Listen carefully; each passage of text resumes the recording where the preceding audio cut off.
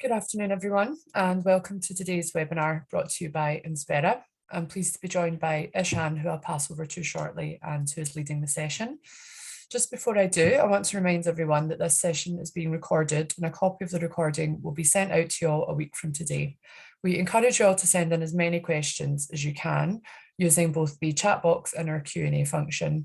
Any questions that are left unanswered at the end of the session, don't worry, Inspera have agreed to follow up on these after the session. So without further ado, I'll pass over to you, Ishan. Enjoy the session, everyone. Thank you very much. Well, good afternoon for those of you who are in the same time zone as me in London, and good morning, good evening if you're elsewhere. Thank you very much for coming to this webinar on implementing digital assessment in business schools, from initial thoughts to pilot and full rollout.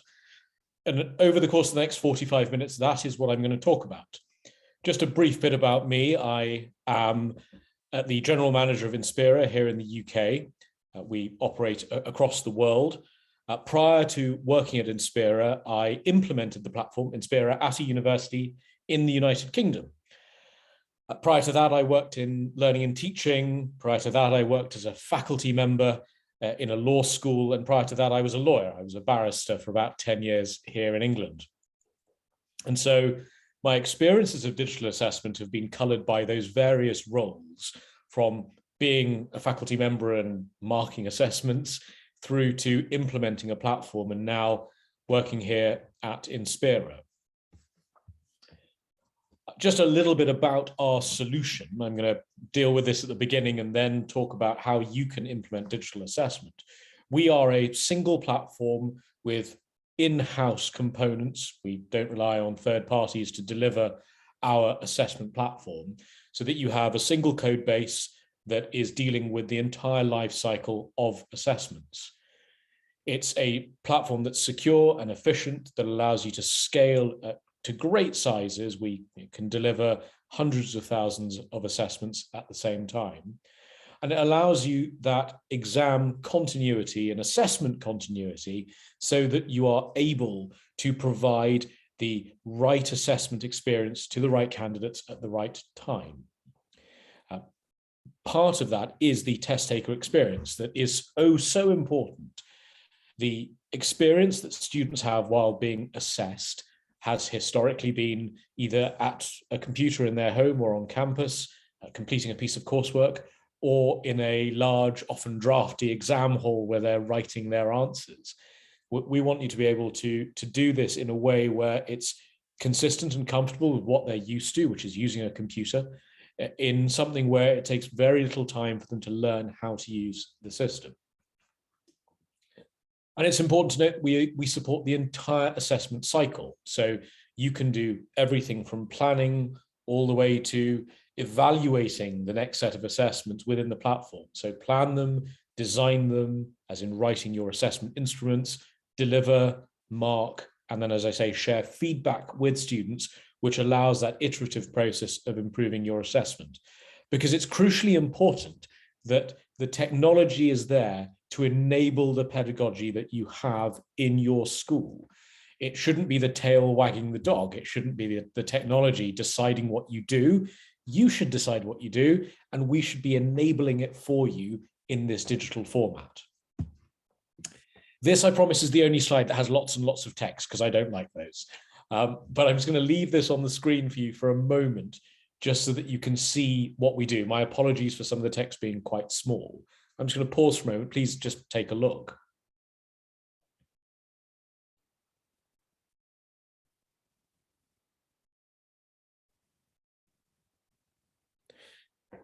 So the important points here are, it is a cloud-based system that is device agnostic, that allows your students to use their devices if that's what you want to do, or it allows you to use your devices on campus to deliver those assessments. We can do that in several modes, and we know that in some cases the right mode is for people to just have access to their computer and access to any resources. But if you have a need for secure exam delivery, be that by locking down candidates or by proctoring candidates, if that's something that you need to do, or by having ID checks or monitoring them, we know that you're in the right place to decide what the right configuration of assessment is for your students. So I will not be saying to you during the course of today, you must proctor your students or you must lock them down. No, if the pedagogic decisions that you take mean that you need to do that, it's available, but it's not our driver for your way of assessing. So what I want to look at first is the trends in digital assessment. I've been doing my role for 11 months, but as I say, because I've been involved in actually implementing Inspira at a university, I've been involved in digital assessment for about 3 years now. And those trends have changed over time. Some of them are very much of the here and now of what we find ourselves in the circumstances across the globe. And others are simply as a case of us maturing in various markets. So, for example, in Scandinavia, where a good sort of 15 years ago now, possibly a little bit longer, the various governments mandated that students must have a personal computer, a laptop, when they go to university. That's not quite the same as here. There are still students who rely on university machines. The uptake and the digital literacy of students, of faculty, of administrators, of nations as a whole are in different places. And so the level of comfort that people have with using digital tools differs from place to place. But drawing all those strands together, what trends have I seen that would hopefully resonate with you? And if not, perhaps provoke some discussion in your institution as to whether these are things that are important to you. The greatest one, I suggest, is flexibility, the ability to have assessments that can be delivered in many different ways. And it may be, when you talk about those many different ways, that you have multiple cohorts, you have students who are in different time zones as a result either of distance learning or where, for example, you have students who come to your university to take your programs and then return back to their home jurisdiction either at the end of the program with exams still to do or assessments still to do, or as part of a planned program. So having that flexibility is something that digital assessment can offer you. If what you're used to is exams that take place in an exam hall, then you have to replicate that in many different places if you don't have all of your students in one place. A digital tool should mean that if you configure it in a way that suits your pedagogy and your assessment regulations, the flexibility is driven by someone's access to a machine, which could be almost anywhere. In a similar vein, options. The options drive that flexibility, the ability to say, well, I want to write an assessment, but I want to use some of it. I want to hive off part of it to use in a different occasion. I want to be able to reuse the questions that I have. I want to be able to amend those questions to do something different with them. I want to be able to say that these students come into the institution and take the assessment on an institution machine, but we, forgive me, like everyone, I have a cough at the moment, but we also want to allow students, if this suits you, to be able to take the assessments wherever they like, and that might mean delivering them in a slightly different way. So those options are really important to drive that flexibility. Equally important, I'd suggest, is equity. The importance of making sure that if you're giving people choices, both students and the institution, that you're doing that on an equitable basis. There is no use in a digital platform or any digital tool being one that excludes people from its use. I mean, I will add that there may well be some needs that people have in whatever format that means that not everything can be done, but striving for that and really trying to achieve that is where we need to be. From an institutional point of view, it may be that you decide that if an option or a piece of flexibility or a configuration of assessment isn't available to every student, that you wouldn't use it. But having that in the forefront of your mind is clearly something that institutions are striving for so as to promote that level of equity within their institution. The last trend is data. The unremitting need or desire to have as much data as possible on your students in order to make data-driven decisions. And I think that makes perfect sense. I think that one of the things that we ought to think about as we harvest more and more data is what we're doing with it, not just from a data regulation point of view, whether you're captured by GDPR in Europe or similar regimes across other parts of the world, but even if you're holding it for that legitimate purpose, what are you doing with it? I think across many institutions, there's lots and lots, troves of data that people took with good intentions, but perhaps haven't found a good use for now.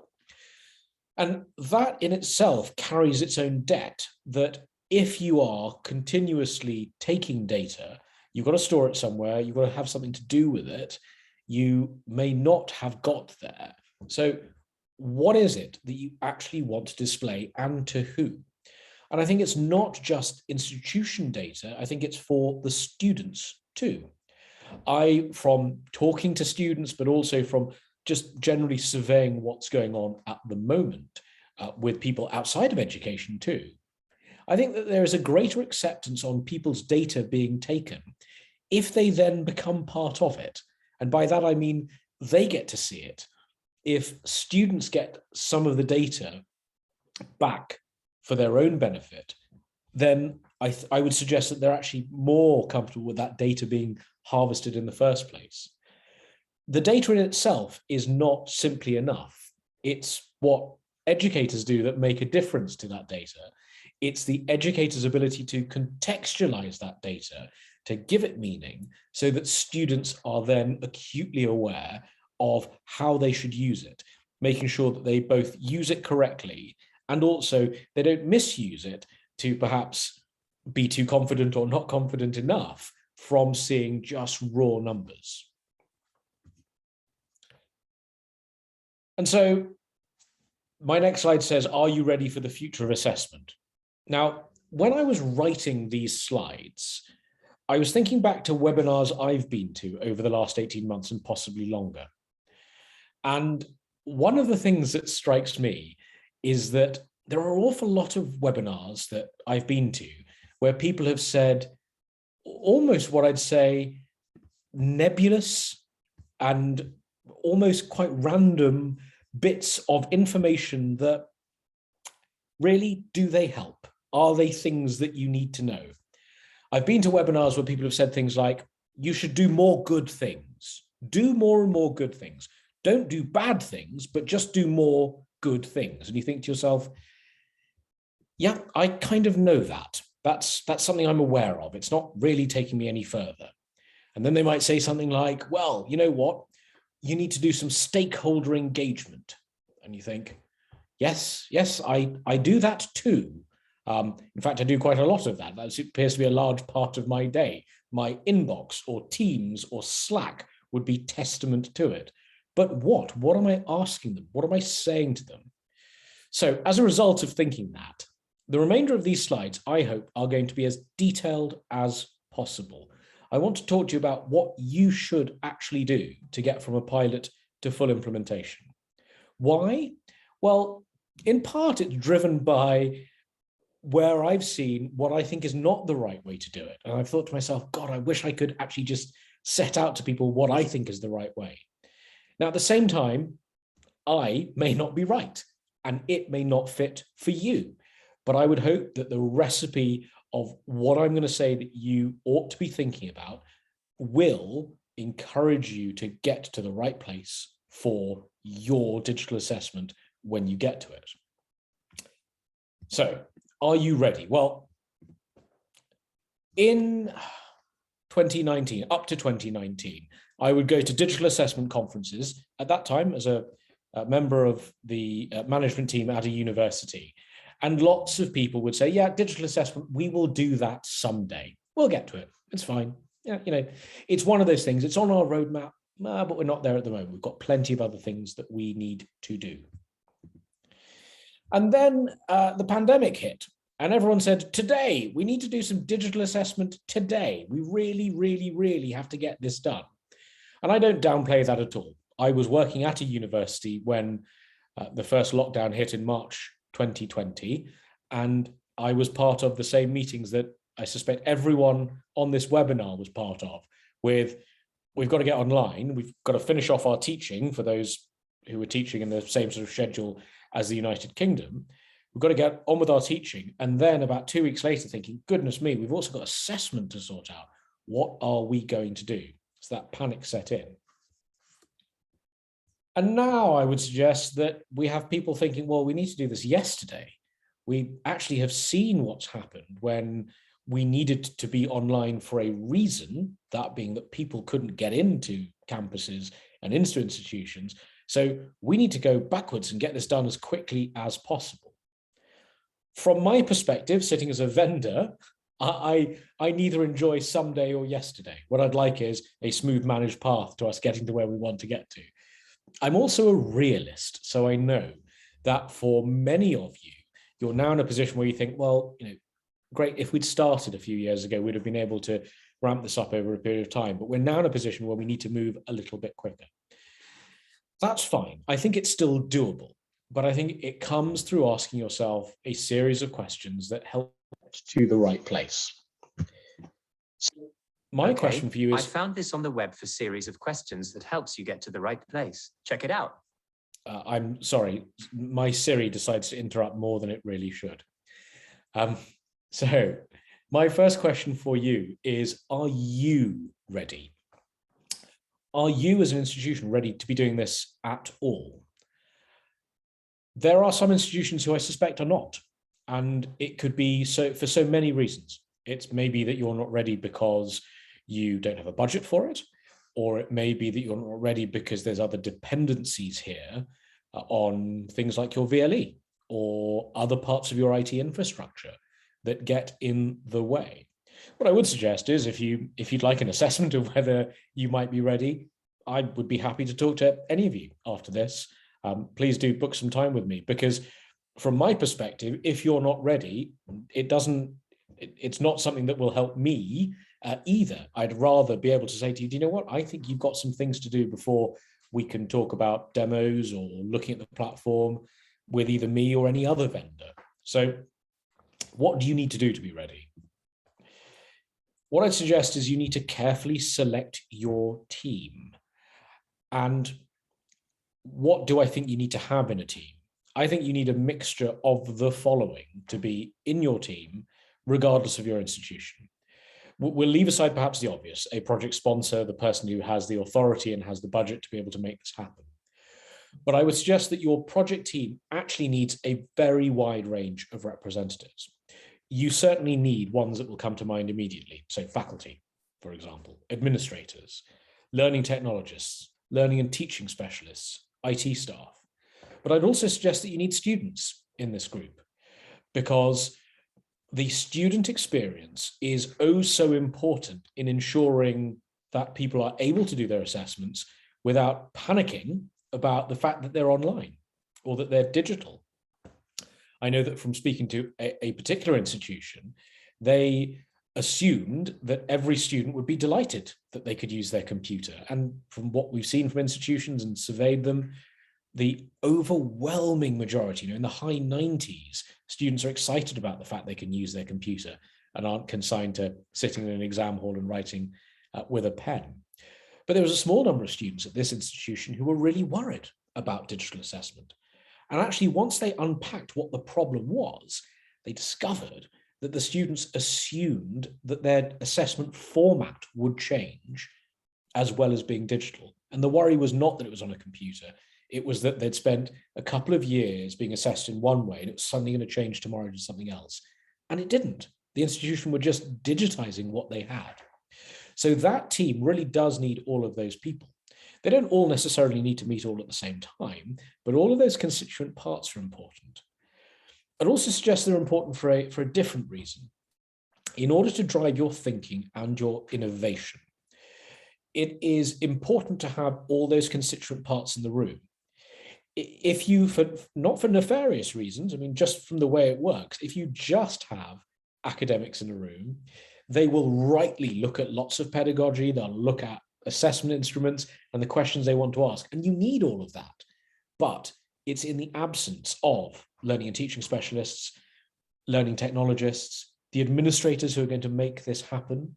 That helps them with some boundaries, perhaps, in one way, so perhaps constraining, but it also helps with innovating in that a learning and teaching specialist or a learning technologist might say, have you thought about, for example, the fact that you can get students on a digital platform to use real world tools that they would in a coursework, but they could do that in an exam in a constrained way. That might be something that that faculty team doesn't know about. And I've picked them as one group. We could do that with all of them, that you're going to default to what you know best, but that almost that meshing of knowledge from that very wide group is really going to help you work out the boundaries of where you are. Now, you might think to yourself, okay, but we're going to end up with a horse designed by committee, a camel. We're going to have so many different things. Yeah, you will at iteration one, but that'll also help you, as I say, with the boundaries, narrow back down into what you want digital assessment to be in your institution. And also, almost as important, actually as important, what you don't want it to be. Accessibility, hugely important. Back to the equity point from these sort of trends in digital assessment. What are your accessibility needs? There are accessibility standards, and those are, of course, a great place to go and look to see what you need to be complying with, perhaps from a regulatory point of view. But what other accessibility needs do you have in your institution? It's the reason for putting this front and center in this Are You Ready? Is that they are potentially going to drive some of those decisions about what you do, insofar as if, for example, you have an accessibility requirement where you need people to be able to use a text-to-speech engine, that may very well determine what kinds of platform you use or what kind of questions you use. Within Spira, we have a built-in text-to-speech engine, but you can use the other text-to-speech engines that exist. But also, some of the question types, of course, are better than others across any platform at working with text-to-speech. If you are going to use drag and drop questions, for example, are those going to work with screen readers? So part of it is making sure that you're building a feature set that does work with the needs of those students. There is, I suggest, a good reason to look at formative and summative assessments to decide which ones are going to be digitized and how they're going to be digitized. Do you want a system where you have a platform where every sort of assessment, formative or summative, lives on that platform, and you have the right tools to be able to give feedback, to be able to allow people to take tests multiple times, for example, in the one space? Or, as a number of institutions do, are you going to use that platform as your summative assessment tool? And you'll keep formatives elsewhere, be they still on your VLE or anywhere else that you might want to put them, because you want that clear blue water between the learning environment, the virtual learning environment, which has assessment for learning within it, formative, and a platform where you're going to put summative assessments. Might even be that the look and feel is what you want as a difference, so that importantly, when a student goes into an assessment, they are clear about what they are doing. They are in a summative assessment.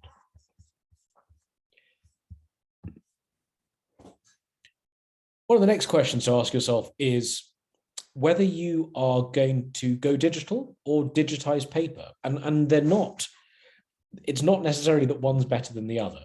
What do I mean by the two of these?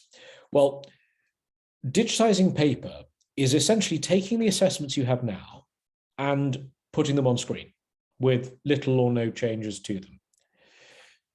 That is not a retrograde step by any stretch of the imagination. That might be the most sensible solution for your institution for a pilot, or for the first couple of years, or for a period of time, or potentially forever. It might be that the nature of your assessments require you to do that, or that you, and you'll know your institution best, know that that is how you will get adoption across your institution, by nudging people towards a fully digital system. And by fully digital, I mean actually authoring in the platform and nowhere else, using all the functionality in the platform and nowhere else, marking in the platform. There are different institutions who take different approaches on this. Some of them, as I say, just put their paper assessments almost flatly on screen, and then they print them out and they mark them on paper.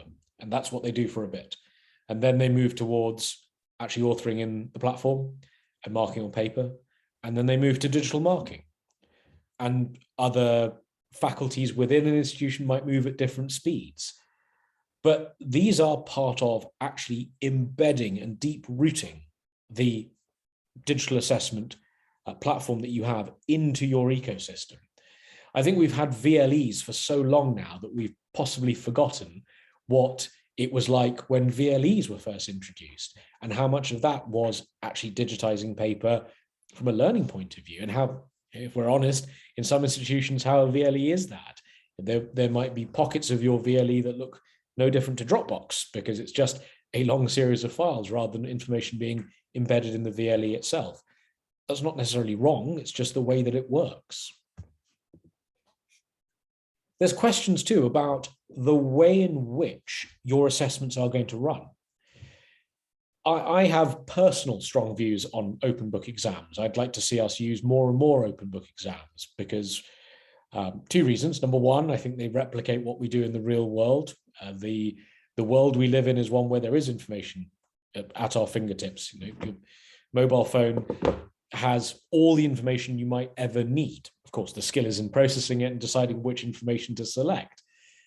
So open book is, if what we want to achieve is replicating real world tasks, open book does that. But you can't do that overnight. Open book exams are not simply created by taking closed book instruments and turning them into open book exams, because they're not designed for that. If you do use open book exams, you open up different things that you need to check for. So how are you going to deal with collaboration, or is that not a problem? How are you going to deal with potentially people contacting others outside the institution, or again, is that not the problem? It requires very different types of questions, ones which can't be necessarily Googled, or are much closer to using reflective statements where it is really about that student writing about their own experience. But it's also a key factor because it will determine what kind of security, if any, that you need from a platform to deliver those assessments. And there will be some assessments that simply can't be open book, either because of the nature of them, or often because of professional statutory regulatory bodies, as they are in the UK, and I'm sure similar across the world. Regulatory bodies for lawyers, accountants often insist on closed book exams done under what we've always termed as exam conditions. And that will continue, but at least that note gives you, again, ideas of boundaries of where your assessments are going to be. In a similar vein, collaboration. Do you actually want the ability to set assessments where overtly you want them to collaborate?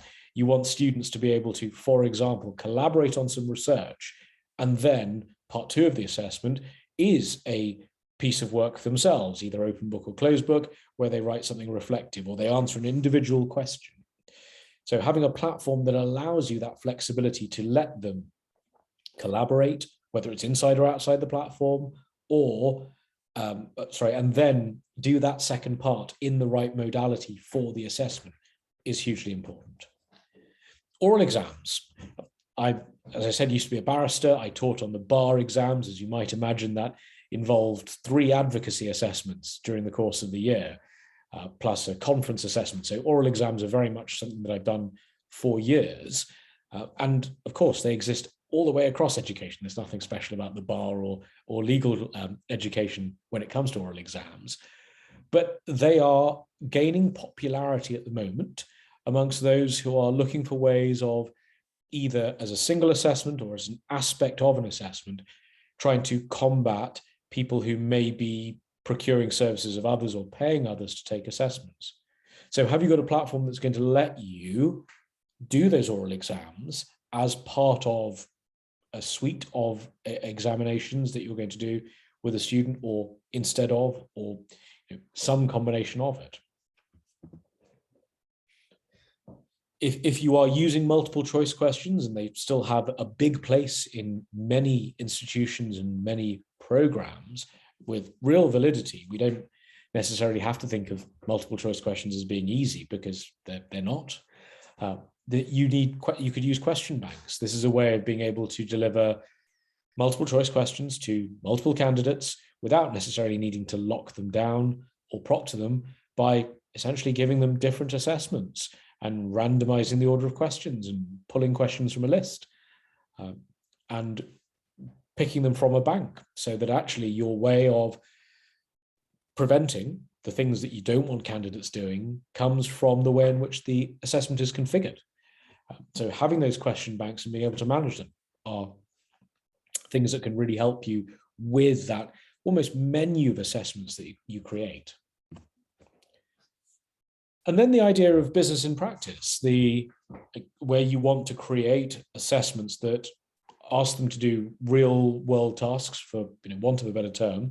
It's traditionally been the case that you would use a coursework, because if you want them to be able to create a Word document, a PowerPoint deck, an Excel spreadsheet or two, you couldn't do that in an exam hall.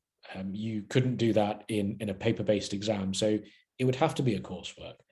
But with a digital assessment platform within Inspira, as we're going to release it in 2022, it's the ability to use the Microsoft Office suite within an exam.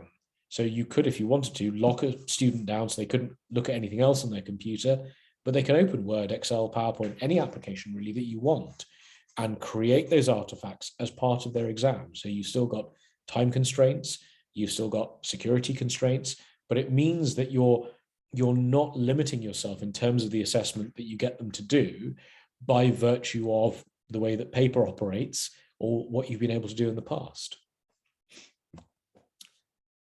Other advantages that you then get out of a platform is the ability to harness things like artificial intelligence. And I don't use that lightly, because I think there's far too much in the world that's called AI when it's not. It's just a computer doing something.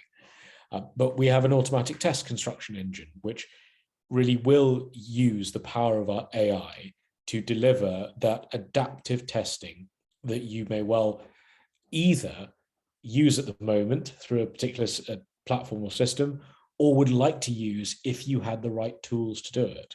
So advanced item banking, automatic test construction, the cat and loft methods of actually delivering a test are things that are available through that digital platform. And when you draw all of that together, you get to the ability to write realistic requirements. Now, you might be thinking, hang on, we're back to your do good things, don't do bad things. Yes. What do I mean by realistic requirements? I have seen institutions who have produced a list of requirements and then the following year produced another list of requirements.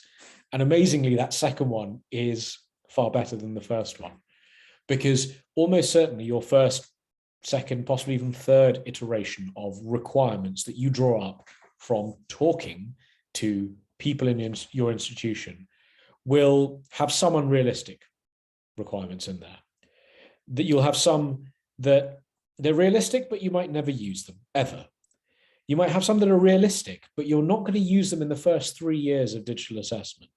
That you'll do them at some point, but you don't need them right now. Now, of course, if they're unrealistic, it's time to chop them out.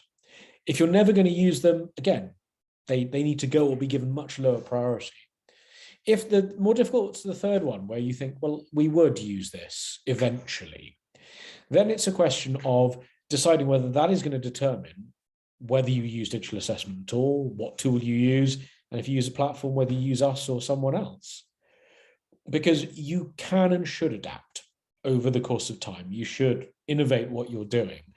But allowing a year 3, year 4 requirement to determine what you do in the first 2 or 3 years is going to be counterproductive.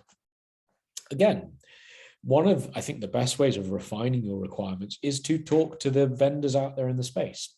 There's us, there's others, I know, but I'd be delighted to talk to any of you if you want to say, do you think these are realistic? And of course, yeah, I'm going to tell you what we do, but I'd happily tell you what I think is realistic for you to try and do.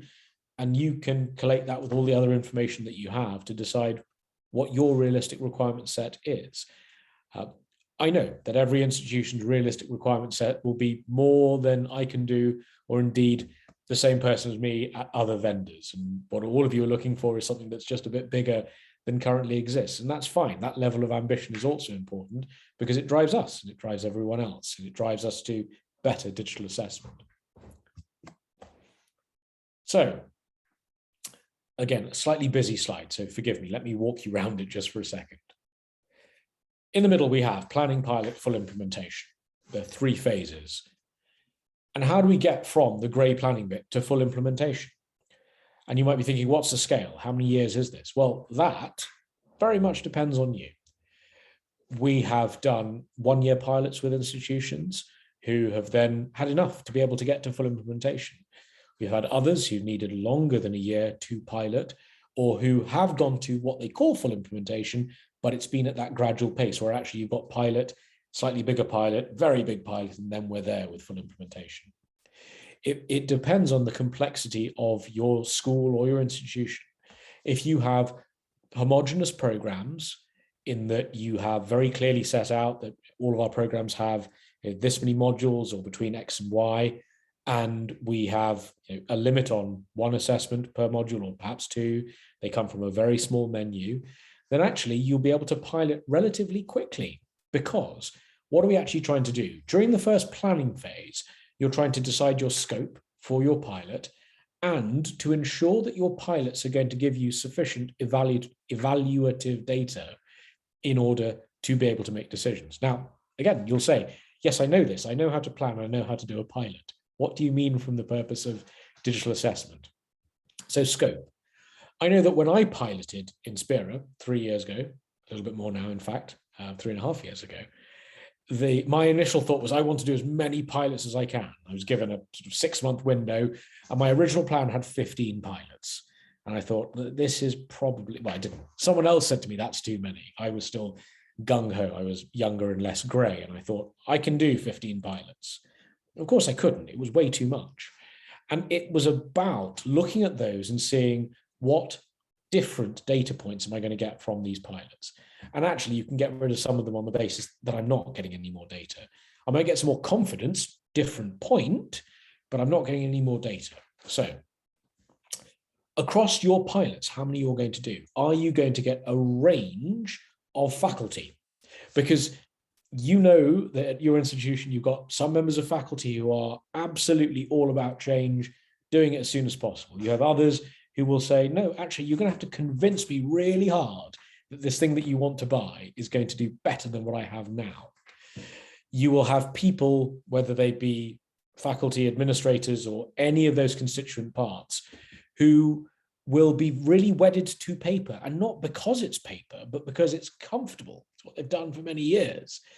So making sure that you have pilots that have those different groups, students, faculty, administrators, and you can see not just the people who are going to say, I really want to do this, because you're going to get skewed data from that. You're not going to get the people who say, no, I want to try and cause every problem that I can. Dare I say it, they're going to be your friends during this phase. They're going to be your friends during the pilot for 2 reasons. 1, you need to see what that looks like. And 2, I guarantee you, at least 1, if not half, will come out of the pilot and almost begrudgingly say to you, yeah, all right, this isn't bad. I can do this. So the why, the principle, the Little Red Riding Hood principle, the porridge that wasn't too cold, wasn't too hot, that was just right. It's finding that magic number of how many pilots and how long that you're going to do in order to make your pilot effective. And again, delighted to talk to you about ideas on that, making sure you've got the right cohorts, the right staff, generally, to get the right planning done for those pilots. During the course of the pilot, here, for example, there are 5 pilot exams in this example. It's about getting that evaluation data and really making sure that you iteratively take it and understand it and see what it's doing, and making a decision as to whether you're going to make changes as you go through. So One of the things that may cause you, in my view, to do more pilots is if you are going to actually make changes during the course of the pilot phase. If you say, no, I'm not making any changes, you could perhaps do 5, see what they do, come out of it and evaluate. If you think, okay, well, I want to do something about what I learn as I go along, you might pick 10 pilots, and these 5 influence these 5. They're almost in 2 phases. We saw this in pilot 1. Well, it's going to change what we do in pilot 6, which is actually a similar exam with a similar cohort, with a similar type of people involved in it generally. Once you get past the pilot into full implementation, it's still keeping this same group. This big group you've got at the bottom who are part of your planning, part of your pilot. It's not dropping people out of it, but also saying for full implementation, I need a decent group of people who will be part of this digital assessment agenda to make sure that we continuously improve and use more and more of what's out there within a digital assessment platform. There's probably a very tiny number of institutions using virtually every feature that they could. People are still ramping up towards it. But you drive enhancement and innovation, important to institutions, and also you drive the value you get out of a platform, the amount that you're paying. So all of that helps drive digital assessment. And we're probably done with a project, either at your institution or nationwide or worldwide, when we stop thinking of it as digital assessment, and it just goes back to being the word assessment. So that, over 41 minutes, is how to get from pilot to implementation. And if you have questions, I'd be delighted to take them from you. Thank you so much, Ishan, for a great webinar. We do have a few questions that I've got to ask you, and keep sending them in. Everyone will get through as many as we can, and any that we don't get through, we will follow up with you. So our first question for you is, how are business schools with whom you're working enhancing and improving the assessment process? So the main thing that we're seeing is the desire to use things like the Microsoft Office suite as part of their assessment toolkit. So the ability to let students do that, but in a controlled environment. So we've got ways of doing that at the moment if they're on site, but what we're going to release in 2022 is the ability to do that remotely. The second enhancement that we've seen is a use of automatic test construction. So for those who use multiple choice, being able to generate those automatically constructed tests in order to fit the candidate in front of them.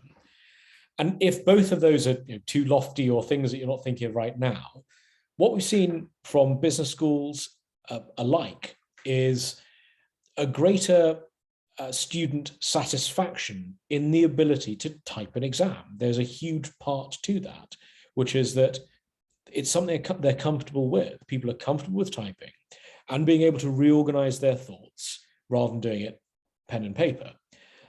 And whether that's marked digitally or not, then is a question for the institution. One of the great advantages of marking it digitally is the ability to put the feedback directly in line as inline comments with the submission from the student, or to not show them their exam and give them an evaluation, but that appears on screen. And so instead of having to have PDFs that you email out or dropping them into people's VLEs, when they log back into the platform at whatever date you set, they can see what their feedback is. Perfect, thank you. A question that's just come in this second is asking, does this embed within Canvas? What does it offer that the existing systems in Canvas using Proctorio cannot do? So can you embed it into Canvas? Yes, you can embed Inspira into Canvas, into Moodle, and into Blackboard, so that if you drop in an exam into a course on the VLE, then by simply clicking on it, any participant in that course will be registered for that assessment. What does it offer that you couldn't get on a VLE, adding in a proctoring service? Well, there's a couple of things. Number one, it's a completely separate platform. So you're not using the resources of your VLE to deliver exams. One of the things to think about with a VLE is that when you learn, you are interacting with that VLE from time to time. If you're reading an artifact online on your VLE, you'll click when you want the next document or the next page. And it's those clicks on the VLE that take up the capacity and could slow it down. So if you've got a large enough number of people taking assessments where they're going to be clicking far more, if they're doing multiple choice, clicking to get to the next question, clicking their answer as they type, you are causing great strain on that VLE, which can affect your learners as well as those taking their assessments. So a platform allows you to do that in a completely different space. There's also, I think, the perception point, which is that your students will be in a completely different environment in order to do their assessments, which may give them the right headspace to be doing it. In terms of functionality, it is the ability to use the question types within Inspira, but then also go that one step further. So things like integrating with using other bits of software while still being proctored or still being locked down is important. I think the other thing that's really important for me to mention in terms of Inspira is two key things. Number one, it's our privacy by design way of thinking and both acting. So when you use Inspira, there's only one identifier for that student that goes into the system. It's whatever you choose, a student number, an exam number. We don't hold that information. Also importantly, for using proctoring services, again, you need to look at whichever one you're looking at now or using now. We do not harvest the data that we take from students during the course of that exam. So when they come on screen, that recording is kept so that only you can see it. There's no way of looking at it outside of the platform, and it has to be purged on a certain date. So you decide that with us, and then it goes. We don't sell any of the images or any of the footage or videos to any third-party service. So I'm aware that proctoring privacy is an important point to students, but that's why we're very clear in that that's not something that we do. Okay, perfect, thank you. Our next question for you is, what are the challenges in providing an authentic assessment process for students?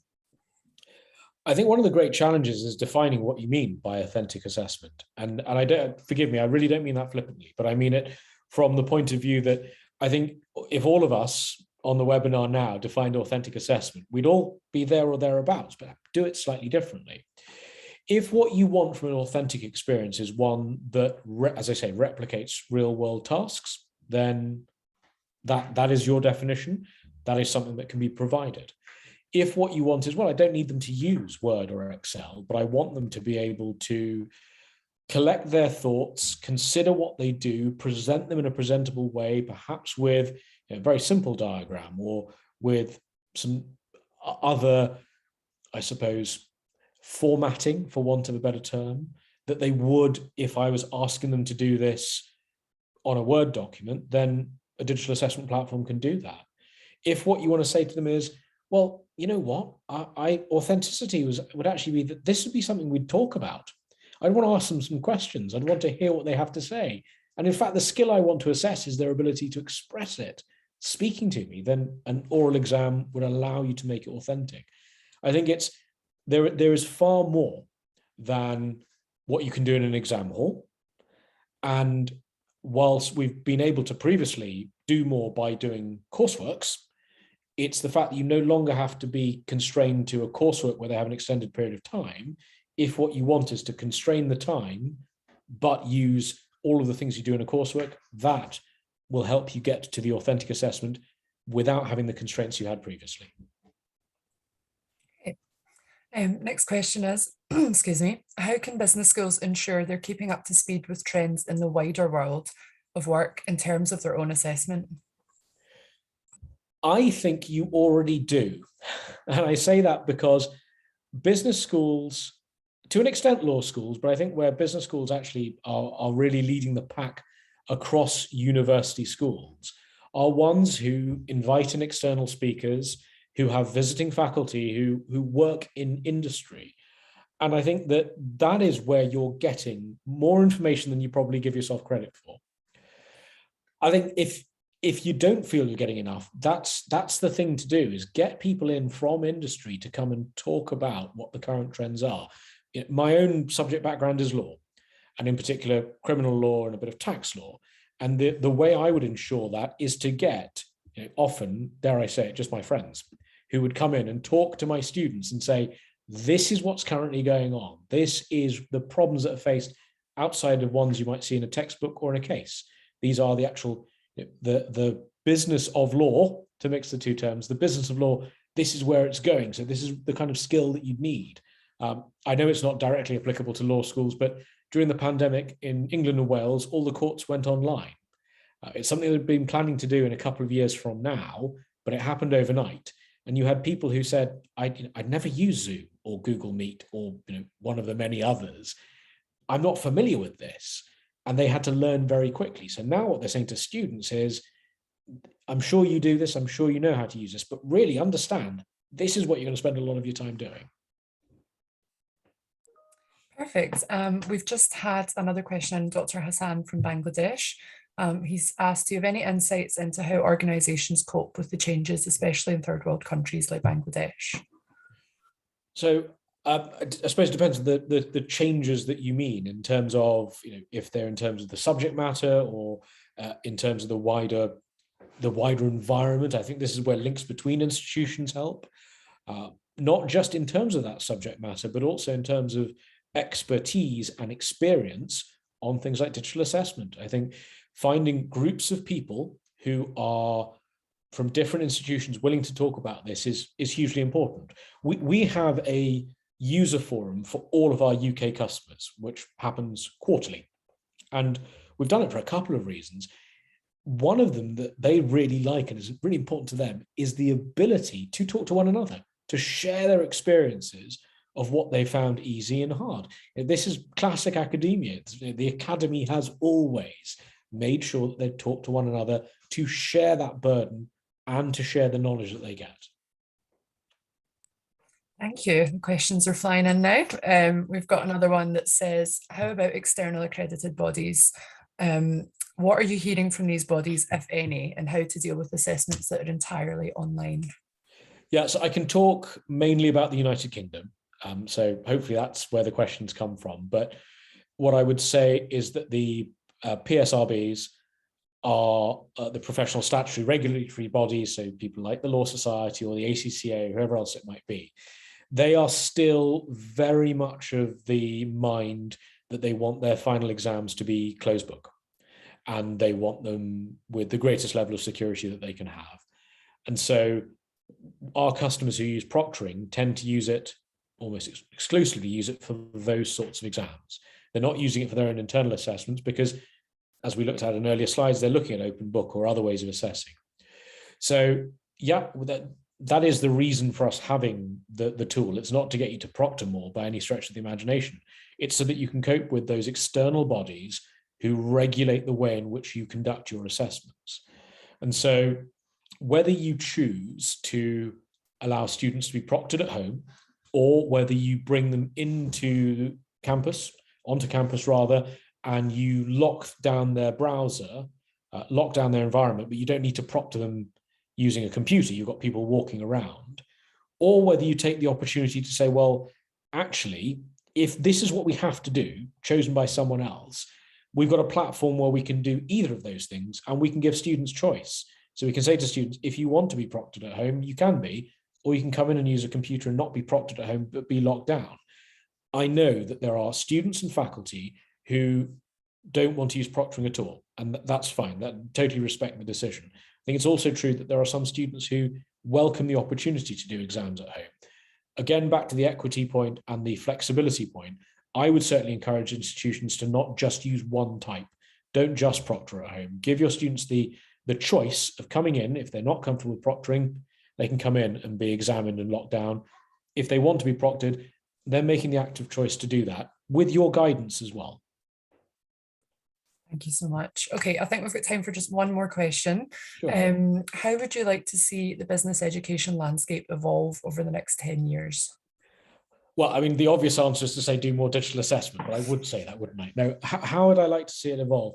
I think that the thought leadership that can come from business schools being at the forefront of change in this arena, yes, in digital assessment, in education and that really close edge between education and industry. I think business schools have the opportunity to really be at the forefront of that and be leaders in showing how technology can really enhance education, because you've got the right people, the right subject matter, and getting into digital assessment, being the first to do it in your institution, being the first to do it in your region of where you are, would assist with that and bring you much closer to having that really clear sound that you can make across the world of education. Perfect. Well, thank you so much, Ishan. That brings us to the end of our session. Before we go, I'd like to remind everyone that today's session has been recorded and you will all receive an email with the session link a week from today. All that's left to say is thank you again to Ishan and to Inspera for hosting this webinar. We look forward to seeing you at the next one. Take care. So thank you very much, everyone. Bye-bye. Thanks. Bye.